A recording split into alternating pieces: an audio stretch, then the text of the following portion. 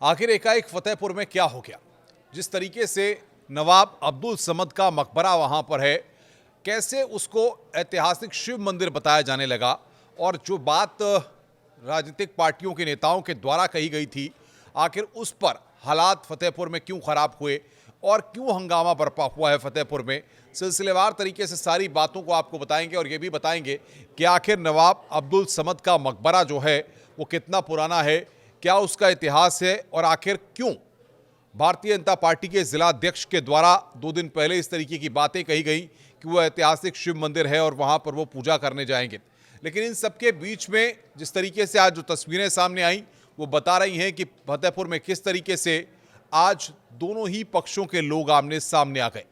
और भी तगड़ा बवाल हो सकता था। लेकिन सबसे बड़ी बात यहाँ पर यह है कि जो सुरक्षा एजेंसियां हैं, जो खुफिया एजेंसियां हैं, उनको जब इस बात की जानकारी थी कि वहां पर आज प्रदर्शन होने वाला है तो उसके बाद एहतियातन वहां पर कदम क्यों नहीं उठाए गए। बैरिकेडिंग हमने देखा था कि वहां पर मकबरे के चारों तरफ बैरिकेडिंग की गई थी। और सबसे बड़ी बात यह है कि हिंदू पक्ष के लोग जो दावा कर रहे हैं या जो स्टेटमेंट्स इस पूरे मसले पर निकल के सामने आए हैं कि ये ऐतिहासिक शिव मंदिर है, आखिर उसके क्या दावे हैं, क्या वजह है कि उस मकबरे को ऐतिहासिक शिव मंदिर बताया जा रहा है, जबकि जो कंस्ट्रक्शन है अगर या उसको देखें या मुस्लिम पक्ष के लोगों की बातें करें तो उनका कहना है कि ये नवाब अब्दुल समद का मकबरा है जो कि कई साल काफ़ी पुराना है। उसको लेकर अलग अलग बातें सामने आ रही हैं। लेकिन कुछ फैक्ट्स हैं जिनको हम आपके सामने रखना चाहेंगे कि जिस तरीके से फतेहपुर में जो बवाल हुआ है, हिंदू संगठनों के लोग जो है मकबरे के पास आज पहुंच जाते हैं, उसको नुकसान पहुंचाने की वहां पर कोशिश की जाती है। भारी संख्या में मौके पर फोर्स की तैनाती रहती है,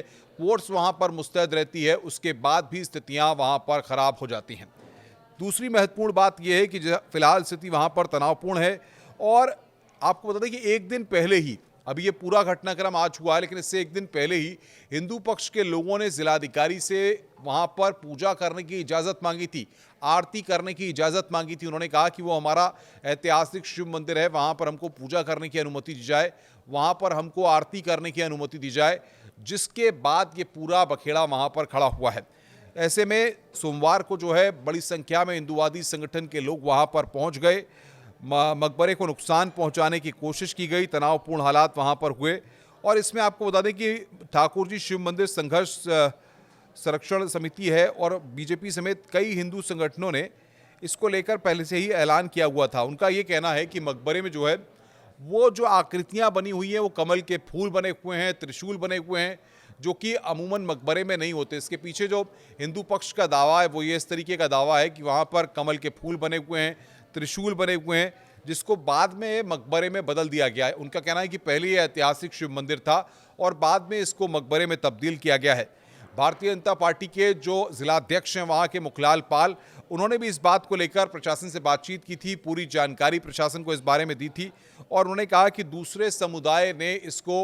मकबर और मस्जिद का रूप देने का काम किया है, ये हमारी आस्था का केंद्र है, इसलिए इसको हम कतई नहीं छोड़ेंगे। वहीं राष्ट्रीय उलेमा काउंसिल के मोहम्मद नसीम ने भी कहा कि फतेहपुर की घटना बहुत निंदनीय है और सैकड़ों साल पुराना हमारा मकबरा है। और सरकारी दस्तावेज का जिक्र उन्होंने किया कि 753 नंबर जो खतौनी नंबर है उसमें यह ज़मीन दर्ज है, लेकिन मठ संघर्ष समिति और कुछ संगठनों ने अब इस पर खुदाई का ऐलान किया है।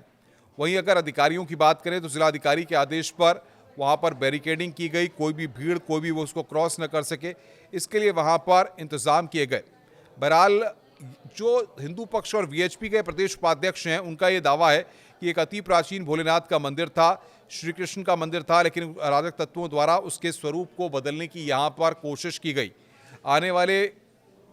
त्योहारों को लेकर के, पूजा पाठ को लेकर के ये सारी बातें वहाँ पर कही गई। और फिलहाल जो है जिलाधिकारी वहाँ के जो है रविंद्र सिंह, उन्होंने इस बात की जानकारी दी है कि हालात पूरी तरह से नियंत्रण में है, बैरिकेडिंग वहाँ पर कर दी गई है, पुलिस का पर्याप्त संख्या में डिप्लॉयमेंट वहाँ पर किया गया है और किसी भी तरह से स्थिति को, कानून व्यवस्था को खराब नहीं होने दिया जाएगा, इसके लिए पूरे बंदोबस्त वहाँ पर कर लिए गए हैं। हिंदू पक्ष भले ही अपने दावे कर रहा है, लेकिन साथ ही साथ जो मुस्लिम पक्ष है या उलेमा काउंसिल है उसके अपने दावे हैं, क्योंकि मकबरे को 753 नंबर खतौनी में दर्ज बताया जा रहा है। अब इन सारी चीज़ों को लेकर आने वाले वक्त में किस तरीके से और रस्साकशी इस पूरे मसले पर देखने को मिलेगी और हिंदू और मुस्लिम दोनों पक्षों की तरफ से जो दावे हो रहे हैं, आखिर उनमें किसके दावे में सच्चाई है, क्या आने वाले वक्त में नवाब अब्दुल समद का मकबरा है ये या ऐतिहासिक शिव मंदिर है फतेहपुर में, लेकिन आने वाले वक्त में अब ये पूरा मामला और गर्माता हुआ दिखाई दे रहा है। नमस्कार।